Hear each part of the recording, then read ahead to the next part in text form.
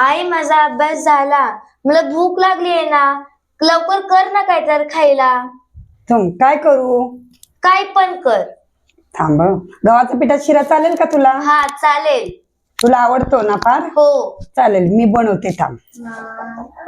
आज आपण मुलांच्या आवडीचा पौष्टिक गव्हाचा पिठाचा शिरा बनवणार आहोत. चला तर त्यासाठी काय साहित्य घेतले पाहू. 1 वाटी गव्हाचे पीठ घेतलेले आहे, 1 वाटी गूळ घेतले, 1 वाटी तूप आणि अर्धे आपल्या आवडीप्रमाणे काजू बदामाचे तुकडे बनवलेले आहेत वर 1 ग्लास दूध घेतलेला आहे. 1 वाटी प्रमाणे मी 2 वाटी गव्हाचे पीठ घेणार आहे.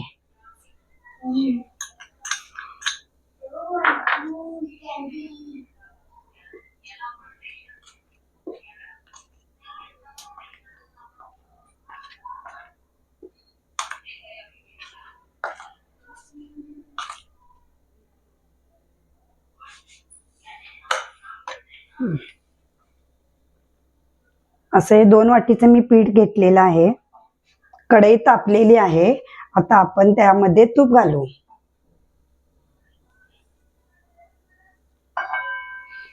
तूप चांगले गरम होऊन देऊ दे.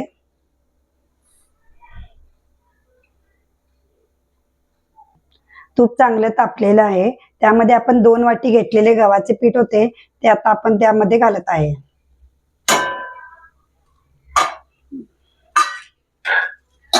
गव्हाचं पीठ आता आपण छान मध्ये या तुपामध्ये भाजून घेऊ.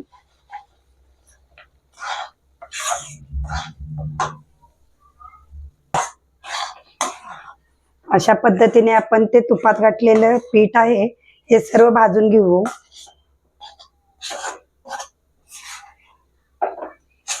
हे आपण 2 वाटी गव्हाच्या पिठाचा शिरा बनवत आहे. हा सहसा कोणी बनवत नाहीत. आपल्या इकडे रवाचा शेवाळ्याचा बनवतात. खरं हा गव्हाचा पिठाचा बनवला तरी हाही खमंग लागतो, मुलांना फार आवडतो. एकदा करून पहा.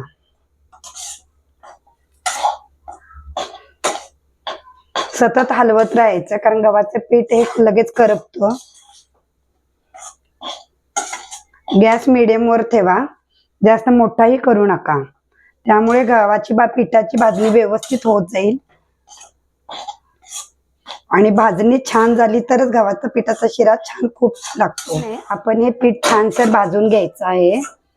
जोपर्यंत कलर चेंज येत नाही आणि आपल्याला खमंग वास चालू होत नाही, आपल्याला समजण्यासाठी वास चालू झाला की आपण हा बंद करायची प्रोसेस भाजण्याची आणि कलरही चेंज होत जातो किंवा पिठाला तूप सुटत जातं.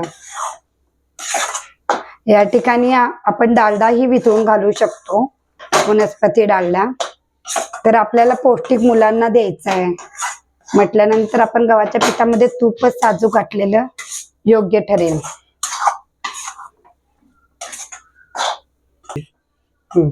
अशा प्रकारे आपण ही भाजणी करून घ्यायची. पहा बघू कसा गोळा तयार झालाय, तेलही सुटले छान. मग आपण त्यामध्ये प्रथम आपण घेतलेलं 1 ग्लासभर दूध आहे ते घालू.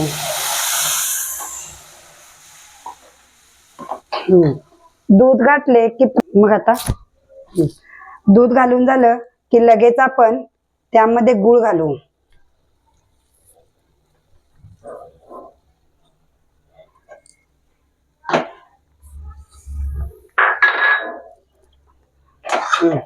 अशा पद्धतीने आपण दूध गूळ असं गव्हाच्या पिठात मिक्स एकसारखं बनवून घेणे.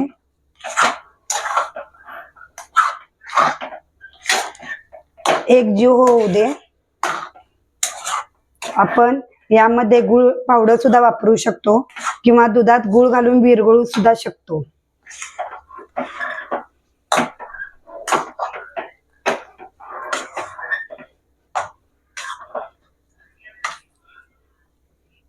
पहा एकसारखा कलर आलाय की नाही.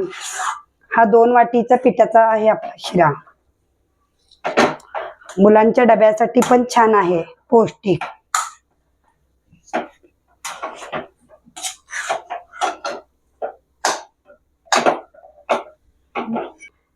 यामध्ये आपण काजू बदामचे तुकडे घालावे.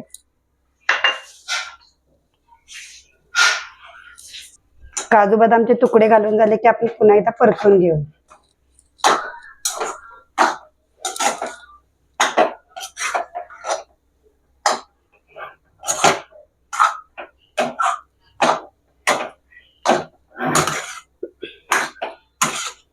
अशा पद्धतीने आपण काजू बदाम घातलेले आहेत, एकजीव केलेला आहे. यामध्ये आपल्या आवडत असेल तर आपण खोबऱ्याचा किसही घालू शकतो आणि एक वाफ देऊ.